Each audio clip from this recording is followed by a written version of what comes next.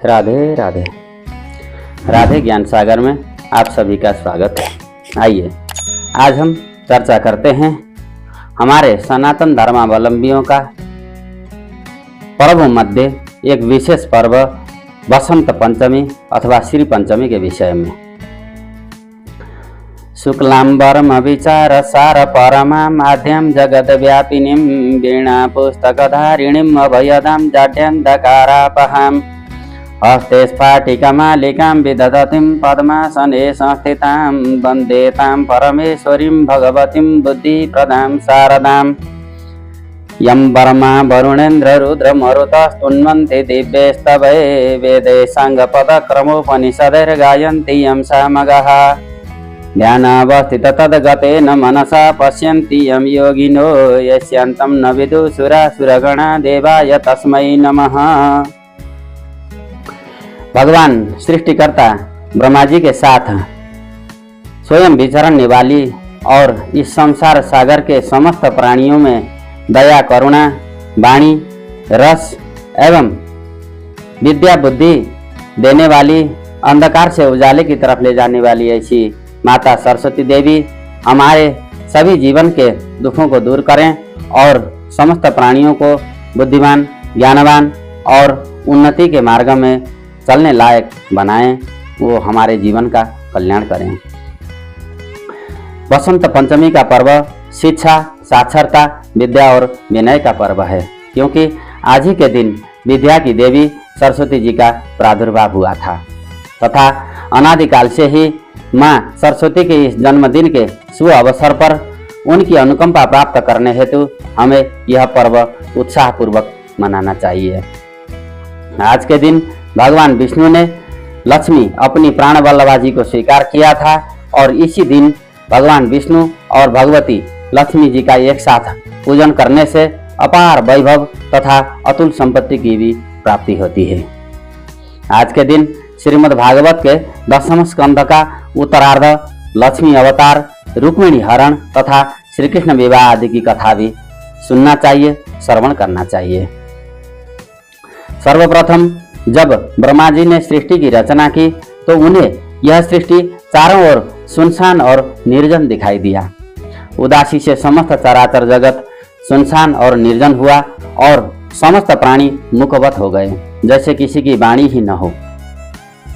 ऐसा देखकर परमपिता ब्रह्मा जी ने अपने कमंडल से जल निकालकर जैसे ही इस सृष्टि की ओर उसका छिड़काव किया तो उन जल कणों के द्वारा एक अद्भुत शक्ति उत्पन्न हुई, जो कि अत्यंत सुंदर रूप था और हाथों में वीणा लिए हुए और उसे बजाते हुए दोनों हाथों में पुस्तक एवं फटिक की माला धारण करके एक स्त्री रूप में एक देवी का प्रादुर्भाव हुआ। तब ब्रह्मा जी ने अनुरोध किया कि वे अपनी वीणा की सहायता से समस्त संसार की मूकता को दूर करें और प्राणियों को वाणी प्रदान करें। फिर उस देवी ने अपनी वीणा की सहायता से सभी प्राणियों को वाणी प्रदान की तथा उस देवी माता का नाम सरस्वती कहा जाने लगा। तब से आज के दिन उन माँ सरस्वती जी की इस महान परोपकार के भाव को याद करते हुए हम सब लोग सनातनी मिल करके इस पर्व को मनाते हैं। वैसे तो बसंत पंचमी बसंत ऋतु में होना चाहिए था, परंतु सरस्वती माता ने इस दिन संसार की मूकता को दूर किया था तथा संपूर्ण ब्रह्मांड में खुशियों की लहर फैली हुई थी और इसीलिए आज ही के दिन यह पर्व बसंत पंचमी के नाम से पड़ा। बसंत ऋतु के निर्माणकर्ता कामदेव व रति हैं और बसंत ऋतु के आगमन के पूर्व सूचना के आधार पर भी कहीं कहीं इस पर्व को कामदेव व रति की पूजा करके मनाते हैं। भगवान श्री कृष्ण इस पर्व के अधिदेवता हैं, इसलिए ब्रज में खास करके वृंदावन में आज ही के दिन राधा तथा कृष्ण के आनंद विनोद की लीलाएं बड़ी धूमधाम से मनाई जाती हैं। आज के दिन किसान अपने खेतों से नया अन्न लाकर उसमें गुड़ घी मिलाकर उसे अग्नि एवं पितरों और देवताओं को अर्पण करते हैं तथा नया अन्न का भोग लगाते हैं। बसंत पंचमी विद्या से संबंधित पर्व होने के नाते हमें अपने जीवन में विद्या को ज्यादा महत्व देकर उसका संग्रह करना चाहिए, क्योंकि विद्या के बिना जीवन में ऊंची उपाधि प्राप्त करना किसी के लिए भी संभव नहीं है और विद्या सिर्फ नौकरी प्राप्त करने के लिए नहीं हासिल किया जाना चाहिए, क्योंकि जिस प्रकार शारीरिक पोषण के लिए अन्न की आवश्यकता होती है, उसी प्रकार मानसिक पोषण हेतु निरंतर विद्या अध्ययन का अभ्यास होते रहना चाहिए। जब तक हम ज्ञान हासिल नहीं करेंगे तब तक हमें जीवन में कुछ ठोस कदम उठाने के लिए हौसला नहीं मिलेगी। इसीलिए कहते हैं कि क्षणश कणशश्चैव विद्यामर्थं च चिन्तयेत गृहीतैव केशेषु मृत्यु न धर्ममाचरेत। शास्त्रों में कहा गया है कि समय का प्रत्येक क्षण और धन का एक एक कण अपने भावी जीवन को सुमधुर बनाने के लिए और फ्यूचर भविष्य को उज्जवल बनाने के लिए उसका सदुपयोग करना चाहिए। और यमराज ने मेरे बाल पकड़ रखे हैं, अब ऊपर खींचने की बारी मेरी ही है, ऐसा विचार करके तुरंत अपने मन को धर्म के मार्ग में लगाना चाहिए। और शास्त्रों में ये भी कहा गया है, साहित्य संगीत कला विहीन साक्षात पशु पुच्छ विषाणहीन, कि यदि अगर हम पुस्तकों का अध्ययन करते हैं, लिखते हैं, पढ़ते हैं और कई प्रकार की डिग्रियां भी हम लोग प्राप्त करते हैं, परंतु वास्तव में जब तक साहित्य, संगीत, कला, गायन, इन सब कलाओं का, इन सब प्रतिभाओं का यदि अगर हमारे अंदर इनकी रचना या फिर इनका अध्ययन या फिर इनसे कुछ हम अगर न सीख पाएं तो हमारा जीवन बहुत सारे अध्ययन करने के बाद भी नीरस हो जाता है और संसार में यहाँ वहाँ कहीं भी जाएं हमें उस तद अनुसार इज्जत, प्रतिष्ठा और सम्मान की प्राप्ति नहीं होती है। इसलिए साहित्य, संगीत भी हमारे जीवन में बहुत महत्वपूर्ण है, कला का भी उतना ही महत्वपूर्ण स्थान है। आजकल देश में शिक्षा के स्तर को बढ़ाने के लिए जो भी कदम उठाए जा रहे हैं वो सराहनीय है और हमें उन सभी कार्यक्रमों का भलीभांति लाभ लेना चाहिए। सरकार की तरफ से भी खास करके हमारी कन्याओं के लिए और निचले तबके के लोगों के लिए कई सारी योजनाएं बना करके सबको सही तरीके से समुचित शिक्षा का लाभ मिले, ऐसे प्रयास किए जा रहे हैं और उनका लाभ सभी लोगों को लेना चाहिए। गरीबों को अन्न खिलाने की भांति अथवा उनको बौद्धिक उनका गुण स्तर वृद्धि करने के लिए सभी वर्गों के लिए एक जो अंतर है या फिर एक ऊंच नीच का जो भेद है, इसको मिटाने के लिए शिक्षा से बढ़कर और कोई चीज हो नहीं सकता। इसलिए शिक्षा का बड़ा महत्व है। आज के दिन हमारे सनातन धर्मावलंबी में जिनके बाल गोपाल बच्चे छोटे छोटे हैं, 3 साल के हो रहे हैं, 3 साल से ऊपर 5 साल के नीचे के बच्चे हैं, तो उनको पहली बार स्कूल में उनका दाखिला भी आज ही के दिन कराने की परंपरा है।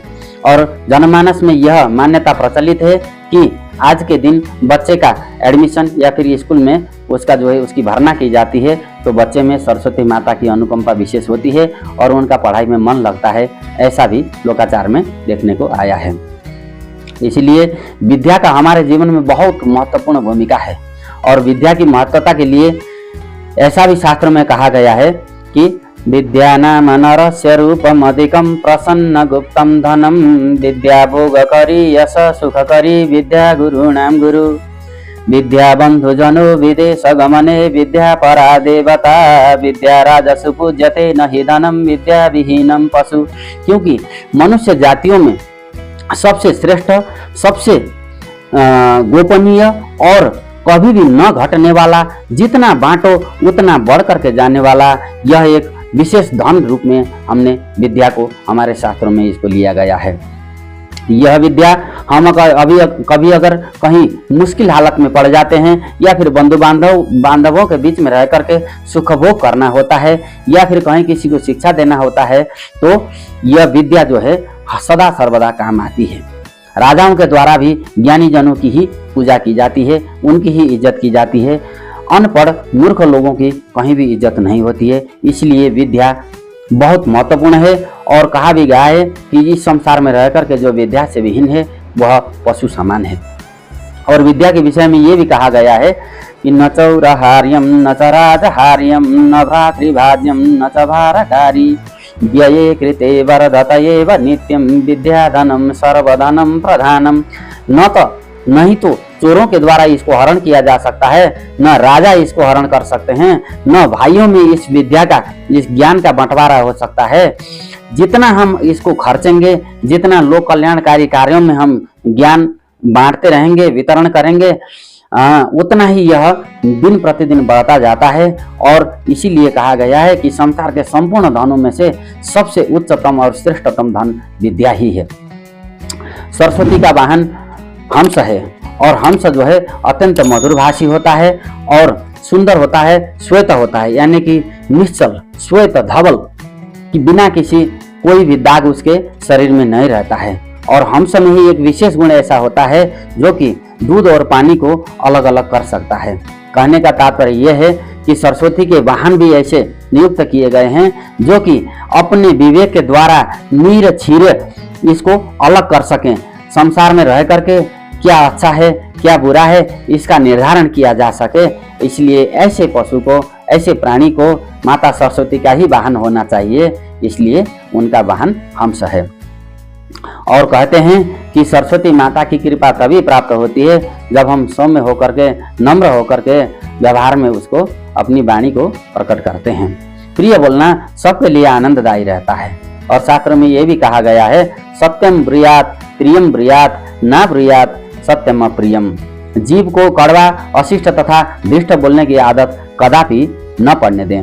हर किसी के सम्मान की रक्षा करना सीखें, ताकि यदि हम किसी के साथ अशिष्टता से पेश आते हैं तो उनमें हीन भावना पैदा होगी और जिसका पाप का भार हमारे सिर के ऊपर पड़ेगा। इसलिए हमारे संत महंतों ने कहा कि किससे बांधूं वैर जगत में, कोई नहीं पराया, हर प्राणी में दिख रही है उसी ब्रह्म की छाया। जो पढ़े लिखे विद्वान होंगे, संत महात्मा होंगे, जिन्होंने शास्त्रों का अध्ययन किया होगा, वे इस संसार में रह करके हर प्राणी में वो ईश्वर को देखते हैं और उसी प्रकार से उनके साथ बर्ताव करते हैं। प्रकृति में और वीणा से, जैसे कि सरस्वती माता के हाथ में एक वीणा लिए हुए हैं, उनको बजाते हुए उनका चित्र आप लोगों ने देखा होगा। तो वीणा जब बजती है तो उसके स्वर बड़े मधुर लगते हैं। हमारे जीवन में भी हमारे सिरमुख से निकले हुए वाणी, हमारे स्वर ऐसे ही मधुर होने चाहिए, वीणा के जैसे वाणी हमारे मुख से निकले तो जीवन में आनंद ही आनंद। और अगर कहीं हमारे वाणी बाण की तरह निकले तो फिर महाभारत होने में भी देर नहीं लगती है। इसलिए अपनी वाणी को सदा सर्वदा वीणा के जैसे बनाएं, बाण कभी भी न बनने दें। अंत में इस पर्व के आगमन के साथ ही प्रकृति धीरे धीरे खिलखिलाकर प्रसन्न मुद्रा में परिवर्तित होती है और नए नए फूल पौधे उगने लग जाते हैं। और मनुष्य में भी जब ज्ञान की वृद्धि होती है तब धीरे धीरे सरस्वती का अनुग्रह होता है और उसके स्वभाव, शिक्षा, आचरण, दृष्टिकोण तथा क्रियाकलाप में भी वैसे बसंत की जैसी मीठी मीठी महसूसता अन्य लोग कर सकते हैं।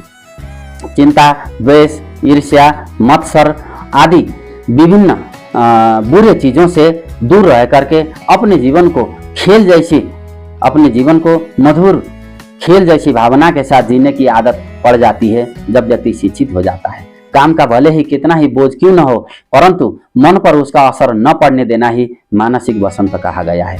हमेशा खुश रहना, खिले हुए फूलों की भांति हंसते रहना, अपने मन को, अंतरात्मा को हल्का रखना, आशा और उत्साह से भरे रहना, मन में सकारात्मक तरंगे उठने देना, उज्जवल भविष्य के सपने संजोना, अपने व्यक्तित्व को फूल जैसा निर्दोष, निर्मल, आकर्षक एवं सुगंधित बनाना चाहिए।